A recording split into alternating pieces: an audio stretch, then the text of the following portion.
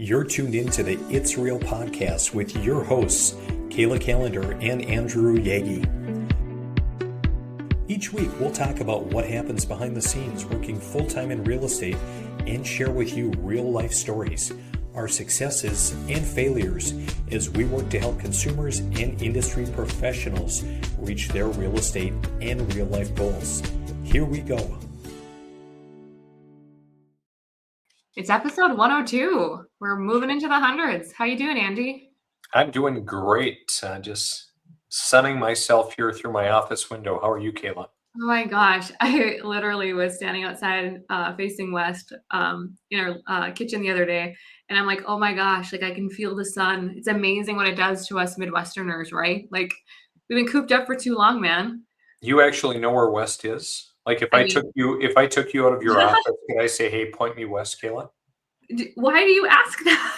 Well, because a lot of, and I'm not saying this to be sexist, but a lot of women do not know their cardinal directions. Even my wife and I go back and forth. I said, okay, you got to go, go straight ahead and turn and go west. And she's like, just tell me if I need to go left or right. I'm like, okay. This is super simple. If I'm driving, I think I'd prefer left or right. But yeah, I mean, where's the sun at? That's kind of what I use as my guide. So good. Sorry, Katie. I'm glad to hear that. I'm glad I'm smarter than you think, Andy. I'm not saying it's an issue with knowledge. I'm just saying that some people don't choose not to apply themselves when it comes to cardinal directions. We're going to title it that. We're going to title this episode Cardinal Directions. Do women know? Grab the wheel and point it west. Do you remember that country song? No. It was like the chorus. I'll grab the wheel and I'll point it west. I think it was like Sugarland or something, or I don't know. Now that you say that, it's kind of bringing memory, but I can't remember. So Keep singing though, please. No, I'm good for now. Oh, what's new in your world? What is new? I don't know. Just kind of watching the market continue to come alive a little bit more. Which is, kind of nice. We have, quite a few things going on, but, the market just really all over the board, and we can talk about some stats a little bit later. But, I've had some properties that have sat and just have not had a lot of activity. I put one on the market, pretty nice, obviously desirable rural property. We got 8 offers on it, and it kind of felt like it was 2021 and 2022, which was kind of crazy, but really, really great for the sellers. And unfortunate for 7 sets of buyers who missed out, but I don't know. I think it's kind of been feast or famine. How about for you? Yeah, I think and we'll get into this, but I mean, I'm seeing it pick up quick. But I'm also seeing a lot of my clients right now, I have a lot of first-time home buyers, but I have a lot that are selling a house. And to me, that's a whole new game as well. Is before people were buying a home, but they were renting, but now they have a house to sell and they want to buy. So, I was just talking to one of my clients yesterday and I was telling her about another one of my clients. I'm like, they got a cash offer for $18,000 over asking. That's great. And I could see her because she has a house to sell. She's like, that's great. But what does that mean for me as a buyer? I'm going to be going up against that as well. So it's just a different game when you're buying and selling because having a lot of offers is great, but now you're one of the competing offers on the next house, depending on your price range. But I'm seeing a lot of competing offers. I'm still seeing some seller concessions though. So I think it just depends what price range you're in too. So I think it also really matters. And again, I will say it again and again, who you work with matters. Quite a number of offers and some that were just wildly uncompetitive, we'll say. And just even, some individuals, some buyers, being insistent on certain verbiage and certain terms. And their agent's like, oh boy, can you give us some feedback? Like these guys have lost out on a lot of offers. It's like, well, listen to your agent. Agents don't be order takers. Actually educate your clients. I had another set of clients and buyers. We went up against another offer and we won over the weekend, but in part because, hey, there are some of us who know what the market is doing because, hey, we work with sellers. We see a lot of offers. We work with a lot of buyers. We have great lending partners, or hey, we want to see you win. Let's get it done. Well, and I think too, like I've heard some clients that are like, my realtor wants me to do this. And I say, well, and tell me, did they provide the data to show you why? And they're like, yeah. I'm like, okay, well, if they're having you list at that price, there's probably a reason because you don't want to go over that list price. You get an offer and the appraisal doesn't come in, and now you're back to negotiating. So, trust the experts, but you're right. Like, we can't be order takers. I had a client yesterday. She's like, hey, I'm going to have X amount from my sale. Do I have to put it all towards the loan? And I said, no, actually, you could do this, this, and this. And we've talked about this before, Andy. It's like, you don't have to dump all of your funds towards your loan just because you think that or haven't been told. There's just so many ways that you can structure and list your home. And it's just really about who you work with, because you have to be guided, because people don't do this every day. Mm-hmm. Nope, None that I I know. love it. I love it. Yeah, it's going to be an interesting year, and obviously a lot of people are probably sitting there right now and listening to this and kind of thinking, hey, what's going on with the market with all the turmoil? And we'll get to that a little bit Yeah. as well. I was going to ask you though, Kayla, some time ago you had talked about getting away for a little bit. Did you and Taryn ever end up doing anything? Because I think you were talking about on the podcast, like, hey, I need some time to reset and recharge and get out of here. Were you successful? Wow. Everyone's holding me accountable to take a vacation. I love this. Yes. So Taryn and I are going to Scottsdale next month with some friends to celebrate a friend's 40th. And I'll be very vulnerable right now. I have not taken a vacation, a warm weather vacation, in 6 years. And shame on me, because I think, truthfully, like, traveling and getting out, like, there's so much that, people say big decisions are made when you travel and you can reset. And I preach about it all the time, but, I'll be honest with our audience, it's been a grind. The market, 2020, 21 was COVID, 22 was rates went up, and you're trying to, continue to keep your business afloat into 23. And then it's like, you get so busy, like, you have to take time away. And so I am doing that. We've got an Airbnb. We're excited. It's just going to be a long weekend. So, and I really hope I get a sunburn. I'm saying it. I know sun causes skin cancer, but I really hope I get a sunburn. So really, when we're looking at burned out Kayla, who hasn't traveled anywhere warm in 6 years, we're really looking at a filtered Kayla, and this is really what Kayla. What Yeah. I got a kick out of your Barbie loan officer humor. And the truth is, Andy, like, no one will ever know what it would be like to be a loan officer. And we should have a whole other segment on this, but I swear people don't read. I think people just demand, I had a realtor message me Saturday night at 6 o'clock that a client wanted to get pre-approved to buy a house that night. And I'm like, yeah, we can give you a letter, but it's so much more than that. It's so much more than a letter. Are we educating our people? And so I think just society and the world has just gotten in a push button, get mortgage. You don't need my bank statement mentality. So those Barbie, like, doll views, like, that's real. Check on your loan officer and your realtors, because it's been tough. Okay, can I coach you for a second, Kayla? I didn't get them pre-approved on a Saturday night, Andy.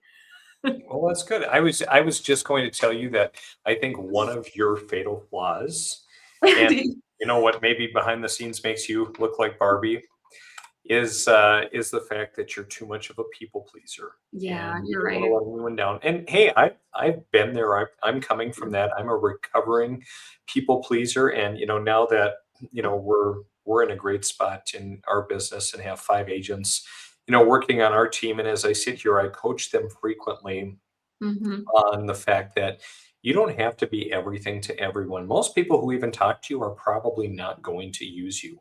So go out and find your people. And and we have a very, very successful, very good, what I'll call a standard operating procedure, when we're working with individuals, really to ensure our mutual success, and just that we don't waste each other's time. If you're not going to work with me, let's not waste each other's time. Well, I think there's a common confusion that, okay, my lender, we want them to work, people want us to be available when they're writing an offer and when they have questions. Absolutely. As a lender, I reserve my nights, my weekends for my committed clients that need help, that we've been through the process. I think there's a difference between having an accessible lender versus, hey, I am panicked, I didn't do my homework, my emergency is now your emergency. And I think that that's the difference too, is how lenders work. It's like, yes, you need to have your boundaries. But if I had a client text me at 10 o'clock on a Saturday night and had a question and needed to run numbers, yeah, it's a little late, but that's different than, hey, I found a house. I've never met you. My lender doesn't work over the weekend. So can you get this done for me? And then once you do, I'm going to switch back to them. Like that's a real thing too that we see. Yeah, So yeah, it is. Yeah. yeah.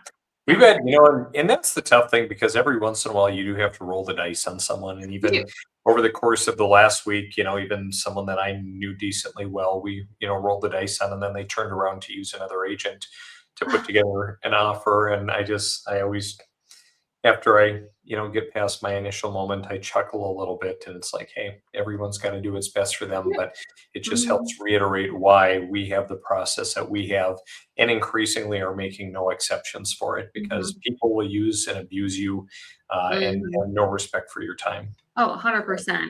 Yeah. And it's like, and the right ones matter. The ones that trust you and say, you're the expert, lead me. I mean, this is not something that you just learn in a year. I mean, Andy, you've been in the business how long? Like you're fine tuning your craft. You're learning constantly. You probably learned something new yesterday. I learn something new every day. So for a client to come in and just say, hey, I'm going to buy a house, there's so much more to it. And we want to be the professional, and you do have to learn to trust the professional as well. Clients. Well, I'm really glad that you're getting away, although you kind of lied to us for a second a little bit, because you said, yeah, I did do something, but then no, actually, I am going to go somewhere, so you haven't been there yet. I'm going. I booked it. I haven't gone. I mean, I'm glad. I'm glad that you're getting away, and we actually have spring break next week, so we're gonna just for 4 nights head down to Florida and go along with some other friends and their kids. And so it should be a pretty nice time. We'll do the dreaded Disney probably for 1 day. But boy, just looking at the prices of everything. I actually saw something online, Kayla. It talked about how you can actually go, I forget it, is Disney in Hong Kong or Japan, or I don't even remember, but somewhere overseas, you can actually pay for your travel, and a full week at Disney over there, it's actually more affordable than it is here. Think about that. What are you waiting for? Hong Kong Disney. Yeah, I don't know about that. I don't love it that much. But yeah, I'm sure one day it would be really, really cool to go check it out. You could fly a plane, Delta, because let's talk about that a little bit. I mean, rumor has it you've got a new certification. Want to tell everybody? Yeah, I do. So this past week, I love to fly. A lot of people know I love aviation. I love to fly and do a variety of corporate contract work. And so I got my airline transport pilot certificate. I passed my check ride for that this week, which was really kind of fun. That's Jason and I, the examiner, in front of a beach jet. A little bit more of a close-up shot, but yeah, really, really cool. Kind of like, I think of it as like the PhD of pilots licenses. And yeah, I've had a few people ask, what are you going to do with that? And the short answer is close the real estate shop up and go fly for Delta. Why not? The podcast is over. Done. Well, I mean, we could, flip it. We could always film from the, what do you call it? The cockpit? Yes. Thank you. We could always do that. I mean, we could. No, I'm not going anywhere. I don't have any airline aspirations, but I love to learn. And, I really think just in general, Kayla, if you follow your passions and the things that light your fire, it makes you sharper. So I've had people in the past that have said, well, boy, I don't know why you do as much aviation as you do, or why you put so much emphasis on that. Like, it's going to come, your business is going to suffer or whatever. But I would say arguably I am better at my business, at my real estate business, when I'm, kind of tuned in and I'm sharper because I've been doing some of these other things. Yeah, for sure. I can't imagine the people you meet too. Just everyone you get to meet and connect with and learn about, and people are traveling and you get to hear about their travels. Like that is so cool. Like it's incredible. Even the examiner that I worked with, they're kind of the worldwide training experts for this particular aircraft. They're down in Mankato, Minnesota. This guy that we met him for the first time like almost 4 years ago, I think in an airport in Chicago, and the pilot I was flying with kind of knew of him, and so we kind of connected. And so I mean, no matter where you go, you can always find some connection, Kayla. That's awesome. Are you watching that? Sorry, random, but the love story with John F. Kennedy Jr. and Carolyn Bessette? how he got his pilot's license. It's just very intriguing. You and Katie should watch that. It's on And how Hulu. he crashed the plane? Well, I'm not there yet, but No? we know it comes. But it's just really cool to see like how people get into aviation and like, I mean, how amazing is it that you could quite literally go anywhere should you decide? Like, I think it's so cool, and your family and like we said, who you get to meet. I think it's amazing that you do that. So I think in general, just, I mean, again, even living in the United States, and again, more and more turmoil in our country, in our state, in the world, but a lot of people forget about the fact that we live in like the best country in the mhm, world, yeah, just with all of the freedoms. And I mean, if you want to do something, Kayla, you can do it. you Truly can. can. It's just a matter if you want to. Well, congrats. That's amazing. That good for you. PhD of flying. I love that. Not something like that. Yeah. Well, congrats. That's amazing. How Yeah. many hours did that take, by the way? So you have to have 1,500 hours of total flight time to get there, and a lot of blood, sweat, and tears, and hard work along the way. Yeah, awesome. That's great. You should celebrate. Let's buy you a house. We've been talking about building a house, but boy, I don't know. Again, kind of like we talk about people agonizing over rates and some Yeah. agonizing over expenses. There's never a good time as Yeah. much as, hey, does it work for you, and is this what you want to do and where you want to Yep. be? Yep. And I think that that's a good segue into our what's going on in the market. What are we seeing? Because a lot of headlines are all over the place, and a lot of people panic, and a lot of people get excited, and it's constant. And we talk about headlines all the time, Andy. And, I think you and I were very much aware of all the headlines in January. Rates are at their lowest. What's happening? Rates are higher. What do we do? And I'm seeing people panic out of sheer headlines. I even had a client message me yesterday saying, "Hey, when should I refinance? I'm hearing I should refinance." And I told them, I said, "Hey guys, we locked you in. It was at 5.875, and this was within the last year." I said, "Rates the average right around 6.25 at the time." And they're like, "Oh, so my rate's lower." It's just all the headlines. They didn't even realize that they were lower than what the market was doing. We said we would reach out, but there's just so much that a consumer is absorbing right now, and I think we should dive in and chat about it. I think we should. I think it's timely Mhm. because I have, more and more people asking what's going on. And, you go to Yeah. Mortgage News Daily, and, you kind of see this, Mhm. see the headlines, mortgage rates move Mhm. back up near recent highs, which Mhm. again, still probably lower than what we've seen. But, if we look at today's rate, the national Yeah. average, Kayla, 6.4, 599 to 708. That's kind of a Mhm. spread. Well, and at the end of the day, too, I mean, with the geopolitical influence going on in Iran, like no one can predict that these things are going to happen, right? And so when people are seeing these headlines, just like when rates, Andy, dropped to, it was rates are the lowest they've been in, was it 2 or 3 years? And they were at the lowest by, I think it was 0.17 or zero point 0.1. They were the lowest, but at the end of the day, that makes $30 difference in a payment. So we're seeing the same thing. Yes, rates are higher. Rates are higher than they have been pretty much for most of the year. But when we look overall, we're still down, I think, an average of 0.5% from where we were a year ago. I mean, so this difference, this spike that we're seeing, just when we see rates drop, they go back up. There's no linear progress, but overall, I think that we need to take a beat, take a step back and say, hey, yes, they're up right now, but overall they're down. And really, there's the people that try to time the market are the ones that I find the least successful, because here's what happens.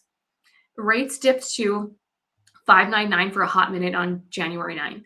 Then they went back up. By the time people even heard about that and applied and got pre-approved and met with a lender and started shopping, rates, as we see, went to right around 6 1/8. And then they dipped back down. But it's so important to remember that rates mean absolutely nothing to a home buyer until you're in contract and you can lock. So right now, Andy, I've got 3 or 4 people that are closing in May. So we're right at that point where we can start locking a loan. And I'm letting them decide. I said, if we lock in, you're locked, you're protected if they go up, but you are locked if they drop lower. And all of them have said, I want to wait it out. Now, it truly depends on the person, but rates don't matter until they actually have a contract that they can lock.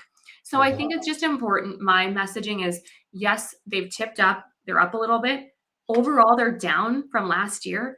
And truthfully, it's not a huge difference in your payment when you run it with your lender. And I would encourage you to say to your lender, hey, if rates move by a quarter, what does that do to my payment? Because that's what really matters. And can you still afford it? And what will rates do in the future? If you lock in now, can you refinance later?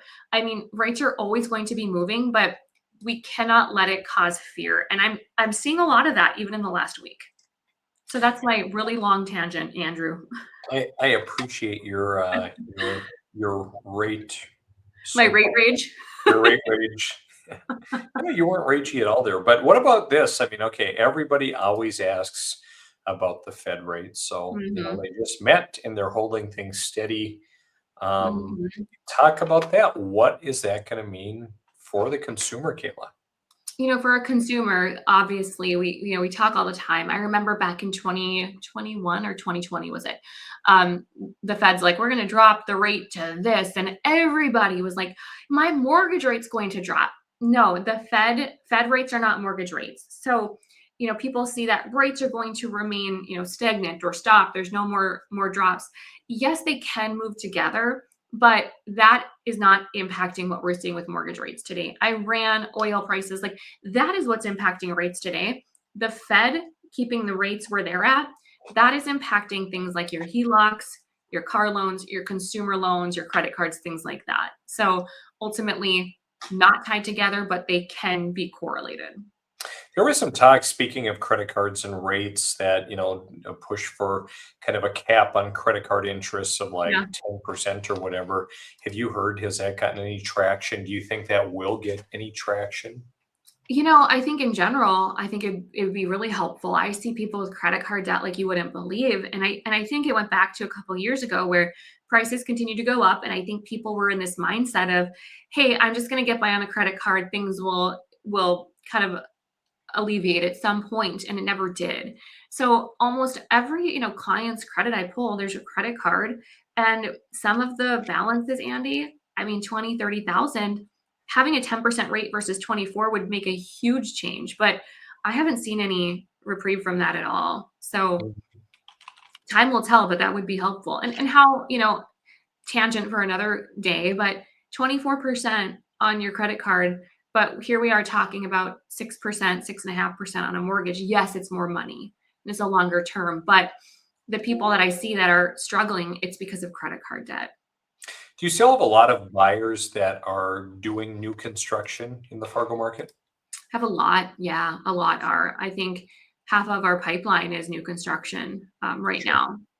Are any of those individuals seeing issues or difficulties, price wise, hitting any snags, with anything new construction? I'm not seeing it, but I'm also working with a lot of clients that are working with, reputable builders who are really, well-oiled machines. I'm not seeing any issues. Are you referring to anything in particular that you've seen or heard of, like inventory, like supplies, like inventory for certain building products, or? No, not in particular. I was just curious, just as, obviously when we start seeing, maybe some inflation rising again, we don't see rates coming down. We see energy prices going up. That usually puts some pressure on materials. I just looked at lumber futures really quick. And, they have climbed, they were at 569. Now they're around 600. So prices certainly are going up. I also saw an article where it talked about Lennar, which they don't really build around here, but they're a huge national home builder, but their profits fell quite a bit, based on a variety of things.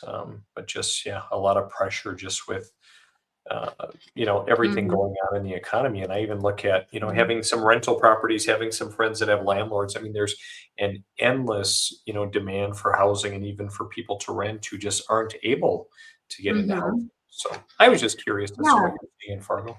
I mean, right now, I don't see any, concerns. I don't see, back in, was it 21, 20? I'm getting those years confused, but I mean, there was a point where builders could not get materials and clients were in long-term lock rates that were expiring. And it was like the perfect storm. I am seeing a lot of builder incentives.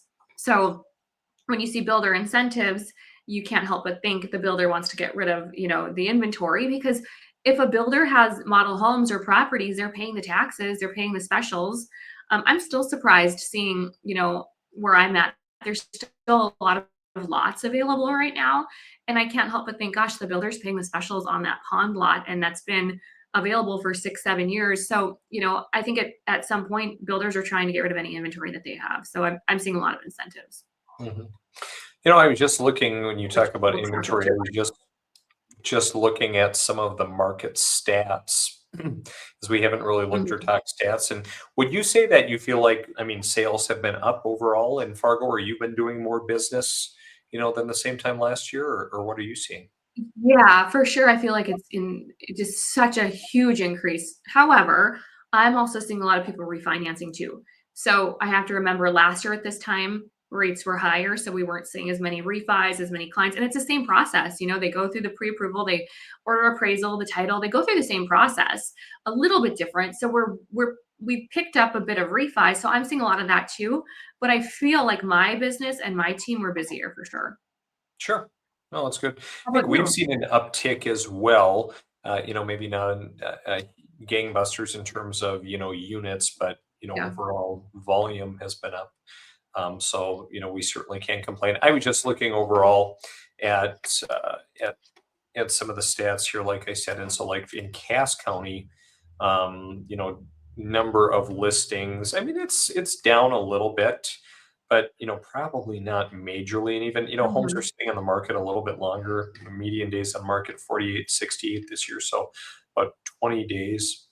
Or average days on market from 99 to 110 a little bit. If I come down to our area, which again encompasses a lot of lakes area, homes are sitting quite a bit longer. But again, we do have quite a, a larger number of lake properties. So again, if it's a Mhm. second home or something else, it may be Yeah. sitting because, hey, people either are not in lake mode or especially not, are kind of looking at some of the geopolitical stuff and saying, hey, we're just going to hang tight.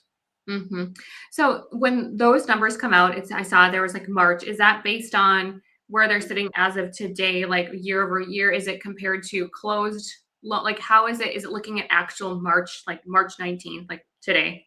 So I think it's looking at, yeah, from, if you looked at last year, it's looking up through March Through the same. March 19th, yeah, through the same time period is Because the my reason I perspective. asked is we feel super, super busy right now. And then now we feel this little bit of like a little relief, but it was because we had so many applications coming in and applications, year over year, like we are up at a high. But also I think too, like when we see all of our loans close, it's usually 30 to 60 days from all the work. So I was just curious if it was like actual up to March or if it was like Mhm. based on closed units. So I believe it is. So you're saying that this particular report, Kayla, doesn't resonate with you and Kayla mm-mm, Kallander Mortgage. You didn't see no, a no, we're 11% averaging, drop. it's, and here's the deal, like that's where it's tough because I feel like we're in build mode, scale mode. I think at some point you start to help people and they start to share hey, I worked with Andy, go work with him. And I think if you're in this business long enough, you start to get some momentum. But no, I mean, we are seeing applications pick up. I think we're averaging 65 leads a month right now. Or I should say applications. So I mean, nationally, that probably that doesn't apply to Team Calendar. So Mhm. Well, and that's what I tell individuals all the time too. Like, hey, my results are not typical, or even I, visit with my team as we're visiting about growing, and even other agents. Like what I'm able to do isn't typical, kind of the same as you.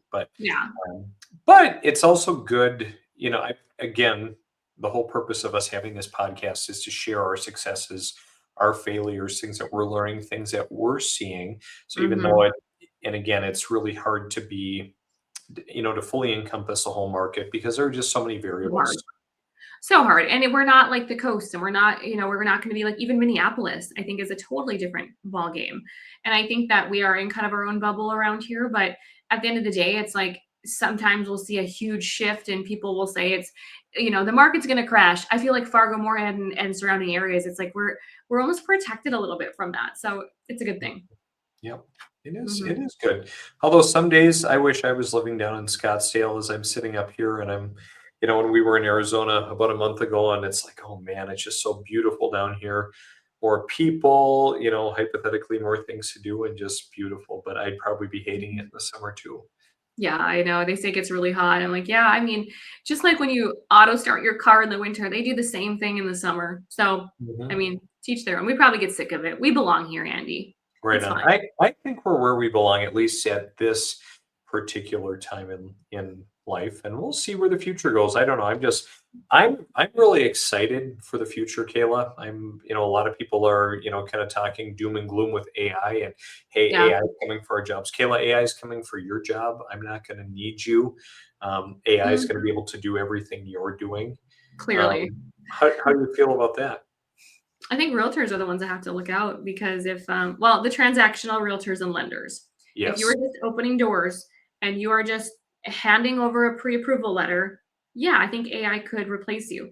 If you are educating and helping your clients and negotiating and discussing the pros and cons, and that's where you're not going to be replaced. But I don't know. I'm a little concerned about some people's jobs because, truthfully, if you just want a pre-approval letter, there's technology that's coming out that calculates income, does all the stuff.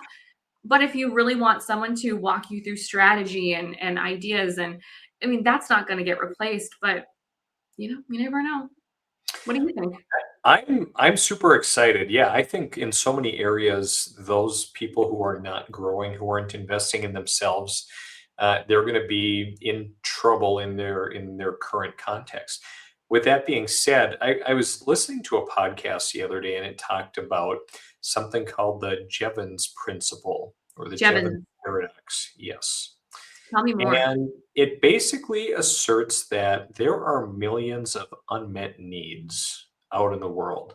And these needs are unmet because it's not feasible to meet them for a number of reasons, whether it's, dollars and cents wise or, just the practicality. And so because of that, AI is ushering in a new era. I mean, this is like the biggest revolution in 250 years. Think of from when we went to a truly agrarian society to a more industrial society. Like it's huge, and technology is really going to help us get there. And so especially with that principle, now that things are becoming easier, to accomplish, like Kayla, I have been churning out a lot of code, doing a lot of coding, working on behind the Really? scenes solutions. I think even I was talking to a real estate coach friend of mine who's at the Keller Williams big Mhm. family reunion event, Yeah. and just talked about how one of their owners is venture capital technology now, and they are huge on investing in technology, and really the future being a technology company more than anything else, because it's going to Mhm. be so important. It is, and I think too, what people forget is technology provides efficiencies and time. And I think that the companies and the people that are utilizing AI and technology the right way, you're getting more time to focus on the unicorns that you are as salespeople or relationship people, right? Like, think if we had more time to focus on that versus all the administrative and et cetera, those types of tasks that we have. I view it as that. I see the people in the companies that are investing in that, they're actually investing in relationships and people because they're freeing up the time for those people that are in those positions to focus on that. So that's my 2 cents on AI and tech. I love it. Efficiency. Efficiency. Okay, Kayla, episode 102. Go be efficient. Go be efficient and know your directions when driving. Know it. Absolutely. Kayla, good to see you. Good Next to see time you. we have to do the Kayla Kallander episode where we ask Kayla some questions. Man, we'll do it. Ask me which way's west. All right. Okay. All right. Kayla, have a great week. I will if you will. See you. Bye. Bye.